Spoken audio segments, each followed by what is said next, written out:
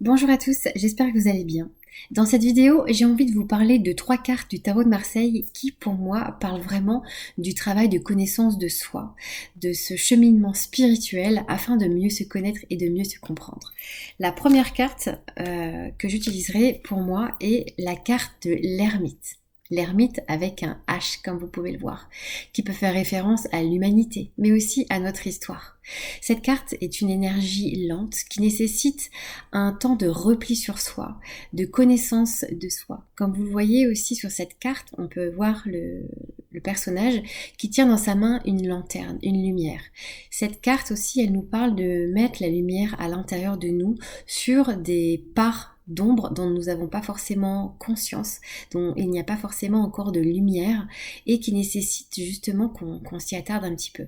C'est une carte d'introspection, c'est une carte qui peut parler aussi de crise et ce besoin de compréhension, de connaissance. Comme vous pouvez le voir, il tient aussi dans sa main un bâton, un peu à l'instar du parcours de Compostelle, ce chemin initiatique qui nous permet ce voyage vers nous-mêmes pour avoir de meilleures connaissances, une meilleure lecture de qui nous sommes, de ce que nous sommes, d'où nous venons. Car souvenez-vous, pour savoir qui l'on est, on doit savoir d'où l'on vient. Eh bien, c'est une invitation avec l'ermite à ce voyage intérieur. Comme vous pouvez le voir, il tient son bâton de pèlerin avec un gant bleu ciel. Le bleu ciel symbolise la sagesse, symbolise vraiment la connexion aussi avec le monde céleste. Et comme vous pouvez le voir, il a aussi ce bleu ciel au niveau de ses cheveux et de sa barbe, qui représente vraiment le mental, les pensées qui vont l'aider dans ce parcours. La deuxième carte qui représente pour moi ce chemin et ce travail de connaissance de soi va être la carte du pendu. Alors pourquoi cette carte? Eh bien, à nouveau, cette carte, elle nous parle d'un temps d'arrêt, d'un temps d'introspection. Elle nous parle aussi de quelque chose de plus profond qui peut faire référence aussi à notre lignée. Si on voit de chaque côté les arbres, ces arbres peuvent aussi faire référence à la psychogénéalogie, à la lignée maternelle, à la lignée paternelle, pour aussi comprendre ce que l'on a hérité au niveau de notre arbre, de nos ancêtres. Si on regarde le personnage sur cette carte, il n'est absolument pas en souffrance. Souvent, c'est une carte qui peut un peu faire peur lorsqu'on la retourne, parce que souvent, elle est mal connue et on n'a pas forcément la bonne lecture qu'elle souhaite nous apporter. Si on regarde le personnage et qu'on le tourne dans l'autre sens, on peut voir qu'il n'est pas du tout en souffrance dans cette posture. C'est lui-même qui a choisi cette position. Et si on s'approche un peu plus, vous pouvez aussi apercevoir qu'on voit une oreille. C'est le seul personnage du tarot de Marseille qui nous montre son oreille. Ça peut aussi nous parler de personnes ou de nous-mêmes qui sont à l'écoute, beaucoup à l'écoute de l'entourage, des personnes autour de nous. Et c'est aussi une invitation à se poser la question, mais est-ce que moi je m'écoute suffisamment? Est-ce que j'écoute mes besoins? Est-ce que j'écoute mes envies? Est-ce que j'écoute mon corps? Est-ce que je m'écoute? Tout simplement. Dans ses cheveux, je retourne à nouveau, on peut aussi voir, il y a un petit croissant de lune et il y a aussi un soleil. La lune, elle représente l'énergie féminine. C'est aussi l'énergie maternelle. Et le soleil, quant à lui, représente l'énergie paternelle. Vous pouvez aussi voir sur son costume des boutons qui sont au nombre de 10 et qui peuvent aussi représenter les 10 séphirotes qui permettent ou pas, en fonction de ce que l'on voit, de faire un lien avec les différents niveaux de conscience que l'on est amené aussi à vivre dans notre existence. Donc ce personnage est attaché à quelque chose, il y a toujours un attachement.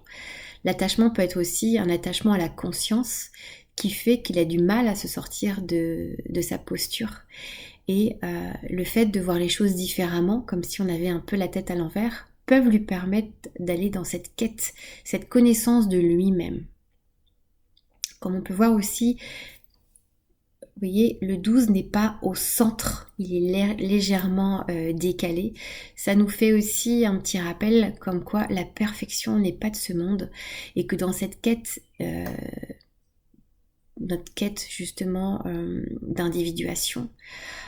C'est aussi de prendre conscience que l'objectif est non pas d'être parfait, mais d'être complet.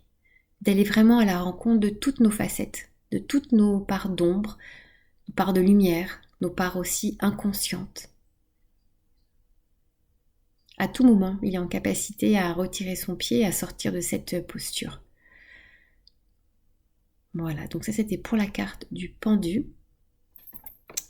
Et la troisième carte, pour moi, qui nous parle vraiment de cette évolution, c'est l'arcane sans nom. C'est la seule carte du jeu qui n'a pas de nom écrit ici. Ce n'est pas la carte de la mort, comme trop souvent on l'entend. Si justement elle n'a pas de nom, c'est bien pour une raison. C'est pour qu'on n'identifie pas cette carte avec la mort. C'est une carte qui nous parle de renouveau, de renaissance. Mais c'est aussi une carte, si on regarde tout en bas, on y voit la couleur noire. Le noir dans le tarot de Marseille fait référence à tout ce qui va être psychologie des profondeurs, comme l'appelait Carl Gustav Jung. C'est ce travail sur nous-mêmes qui est certes le moins populaire, car il peut aussi remuer des choses et nous confronter à des émotions, à des souvenirs qu'on n'a pas forcément envie de voir ou envie de vivre ou de repenser. Mais c'est vraiment ce travail qui nous permet de faire cette traversée et non pas de rester, voyez, en surface. Il y a vraiment un travail des profondeurs qui nous amène aussi à faire comme du nettoyage par rapport à des choses qui nous ont été transmises au niveau de notre lignée, au niveau de nos ancêtres, au niveau de notre entourage, pour vraiment revenir à notre identité, à notre propre nature. C'est vraiment une carte de renouveau, de renaissance. C'est une carte qu'on associe souvent aussi au signe du Scorpion, car le signe du Scorpion aussi, donc c'est un signe qui est sous l'élément eau, mais c'est aussi un signe qui a une très très forte énergie vitale, qui est en capacité aussi à se relever de difficultés. Et cette carte-là, avant d'être dans cet arcane-là, et quand on est passé du pendu à cette carte, dites-vous qu'il y a eu vraiment tout un état de conscience, de prise de conscience, de dépouillement de soi, de dépouillement de choses qui ne nous appartenaient pas, pour faire réellement, prendre conscience de qui l'on est. Car pour savoir qui l'on est, on doit savoir aussi d'où l'on vient. Voilà, donc cette carte, n'en ayez pas peur, c'est une carte qui est aussi très positive, qui nous parle de renouveau, de nouveauté. Et s'il y a bien une chose dans la vie dont nous sommes certains, c'est du mouvement. Tout est en mouvement, chaque jour. La personne que vous êtes aujourd'hui est différente de celle que vous étiez hier et avant-hier.